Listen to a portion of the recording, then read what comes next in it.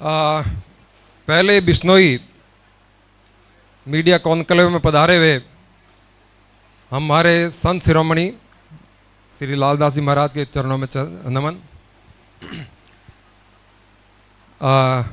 हमारे senior journalist Arvind चोटिया sir, Shri Suresh व्यास sir, Amarchand जी,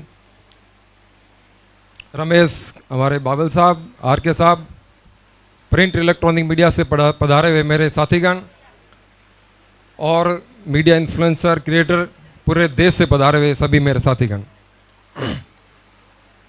ये जो पहला आयोजन किया है रमेश बाबल जी ने, इसको लेकर मैं भी काफ़ी प्रोत्साहित था कि किस तरह का होगा ये।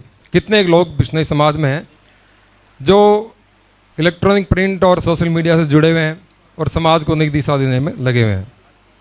देखकर बड़ी खुशी हुई, काफ़ी बड़ी संख्या में लोग यहाँ पधारे हैं। और जिस तरह का आयोजन ये करने जा रहे हैं रमेश बाबल साहब सितंबर में, मैं समझता हूँ कि वो बड़ा आयोजन है काफ़ी। जिस तरह से हम पेड़ लगाते हैं, सरकार सिर्फ पेड़ नहीं लगा सकती, समाज का सपोर्ट चाहिए होता है। उसी तरह सफाई सिर्फ सरकार नहीं कर सकती, सभी समाज का सपोर्ट चाहिए होता है। उसी तरह सरकार कितनी नौकरी दे सकती है, हम 5 सालों में 5 लाख नौकरी दे सकते हैं, लेकिन ज़रूरत और ज़्यादा है। देश को, राजस्थान को विकसित बनाना है। उसमें ये जो आयोजन है मैं समझता हूँ बहुत बड़ा योगदान देगा। ये सिर्फ बिश्नोई समाज में ही ना हो, सभी समाजों में हो। और उसमें जो भी बिजनेस कर रहे हैं वो युवाओं को सपोर्ट करे, उनको इंटर्नशिप कराए।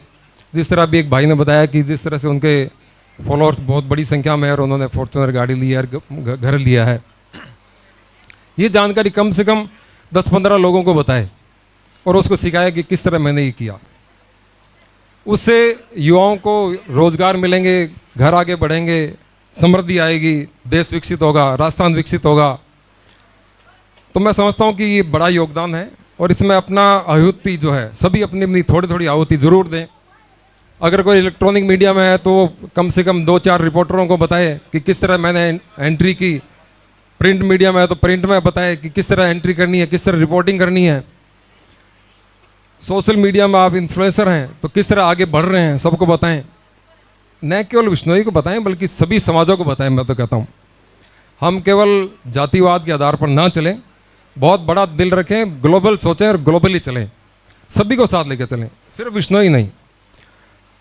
ये ठीक है, एक समाज के हिसाब से अपने आयोजन करने जा रहे हैं आगे सितंबर में, ये अच्छी बात है। इसके बेस पर और भी समाज करें। मैं चर्चा कर रहा था रमेश जी से कि अभी ठीक है अब सब समाज करते रहें, फिर बाद में एक विशेष किसी फील्ड स्पेशल के पूरे इंडिया के लोगों को एक साथ इकट्ठा कर सकते हैं। कोई ग्रेनाइट का बिजनेस कर रहा है तो सिर्फ ग्रेनाइट का ही बड़ा ग्लोबल आयोजन राजस्थान में किया जा सकता है। तो इस तरह के आयोजन होने से न केवल देश बल्कि राजस्थान विकसित बनेगा, सपोर्ट मिलेगा, लोगों के घर विकसित होंगे, घरों में समृद्धि आएगी। तो ये बड़ा धर्म का काम है, बड़ा पॉजिटिव काम है, सबका सपोर्ट इसमें आप सब करें। रही बात इलेक्ट्रॉनिक प्रिंट और इन्फ्लुएंसर्स और क्रिएटर्स की, तो इनकी ताकत का अंदाज़ा मैं समझता हूँ कि आपको बताने की ज़्यादा ज़रूरत नहीं है। किस तरह से इलेक्ट्रॉनिक और प्रिंट मीडिया में आई हुई एक खबर एक नेता का निलंबन करा सकती है, पोस्ट खा सकती है और बड़े आंदोलन करा सकती है। तो प्रिंट इलेक्ट्रॉनिक मीडिया का प्रभाव मैं समझता हूँ, जिस तरह से सुप्रीम कोर्ट के जजेस ने आके बताया कि किस तरह से हमारा आंतरिक लोकतंत्र खत्म हो गया है, तो कहने का मतलब ये है कि प्रिंट इलेक्ट्रॉनिक मीडिया और इन्फ्लुएंसर्स क्रिएटर्स की ताकत कम नहीं है। अगर किसी के फॉलोअर्स बहुत कम हैं तो वो भी अपने आप को कम ना समझे। सबकी शुरुआत 0 से होती है और फिर धीरे धीरे सब आगे बढ़ते हैं, तो अपने आप को कम भी ना समझे। जिसके बहुत लाखों फॉलोअर्स हैं उनसे आप सीखते रहें, आगे बढ़ते रहें। 2 चीज़ मैं आपसे गुजारिश करूंगा, 2 चीज़ का विशेष ध्यान रखें। एक, अपनी ताकत का दुरुपयोग मत कीजिएगा कभी भी।